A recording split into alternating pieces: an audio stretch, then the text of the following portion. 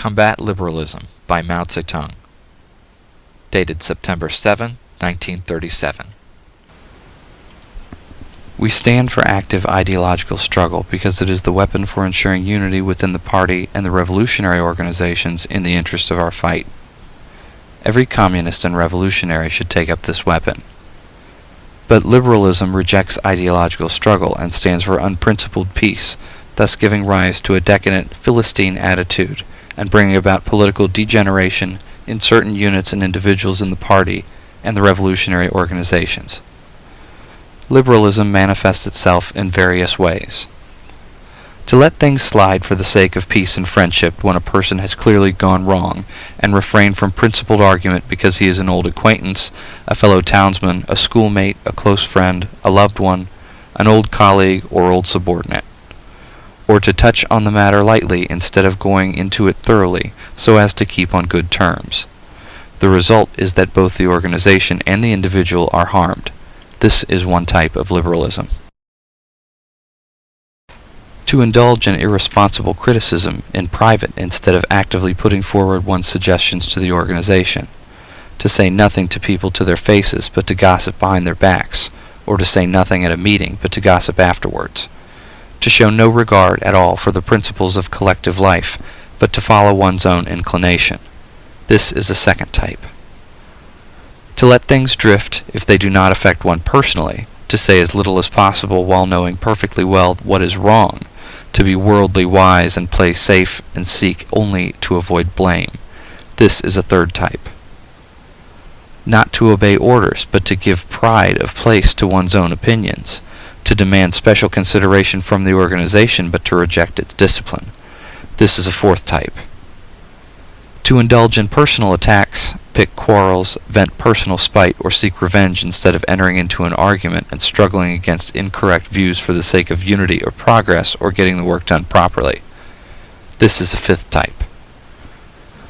To hear incorrect views without rebutting them, and to even hear counter-revolutionary remarks without reporting them, but instead to take them calmly as if nothing had happened. This is a sixth type. To be among the masses and fail to conduct propaganda and agitation, or speak at meetings or conduct investigations and inquiries among them, and instead to be indifferent to them and show no concern for their well-being, forgetting that one is a communist and behaving as if one were an ordinary non-communist. This is a seventh type. To see someone harming the interests of the masses, and yet not feel indignant, or dissuade or stop him or reason with him, but to allow him to continue. This is an eighth type. To work half-heartedly without a definite plan or direction, to work perfunctorily and muddle along. So long as one remains a monk, one goes on tolling the bell. This is a ninth type. To regard oneself as having rendered great service to the revolution, to pride oneself on being a veteran, to disdain minor assignments while being quite unequal to major tasks, to be slipshod in work and slack in study. This is a 10th type.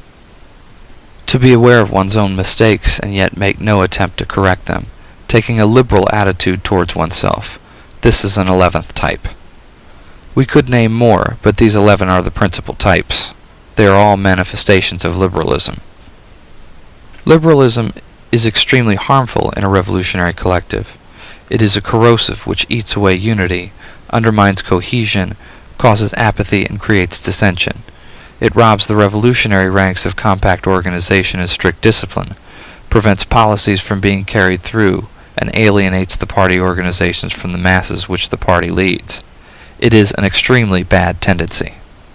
Liberalism stems from petty bourgeois selfishness. It places personal interests first and the interests of the revolution second, and this gives rise to ideological, political, and organizational liberalism. People who are liberals look upon the principles of Marxism as abstract dogma. They approve of Marxism, but are not prepared to practice it or to practice it in full. They are not prepared to replace their liberalism by Marxism. These people have their Marxism, but they have their liberalism as well. They talk Marxism but practice liberalism. They apply Marxism to others, but liberalism to themselves. They keep both kinds of goods in stock and find a use for each. This is how the minds of certain people work. Liberalism is a manifestation of opportunism and conflicts fundamentally with Marxism.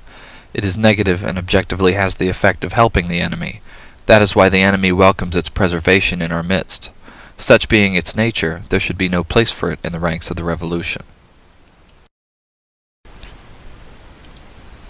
We must use Marxism, which is positive in spirit, to overcome liberalism, which is negative. A communist should have largeness of mind, and he should be staunch and active, looking upon the interests of the revolution as his very life, and subordinating his personal interests to those of the revolution. Always and everywhere he should adhere to principle and wage a tireless struggle against all incorrect ideas and actions, so as to consolidate the collective life of the party and strengthen the ties between the party and the masses. He should be more concerned about the party and the masses than about any private person, and more concerned about others than about himself. Only thus can he be considered a communist. All loyal, honest, active, and upright communists must unite to oppose the liberal tendencies shown by certain people among us, and set them on the right path.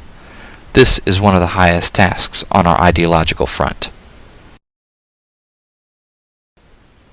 Notes on publication and production. Combat Liberalism by Mao Zedong is included in Volume 2 of Selected Works of Mao Zedong, pages 31 through 34. Selected Works of Mao Zedong, Volume 2, was published in 1965 by Foreign Languages Press in the People's Republic of China. The preceding audio presentation of Combat Liberalism was from a transcript by the Maoist Documentation Project. The transcription was added to the Marxist Internet Archive in 2004. This presentation was read by Mike B. from Marxist Internet Archive, July 2006. A full transcription of Combat Liberalism is available on the Internet through the Mao Zedong Internet Archive, located at http://www.marxist.org/reference/archive/mao/index.htm. This concludes this audio presentation.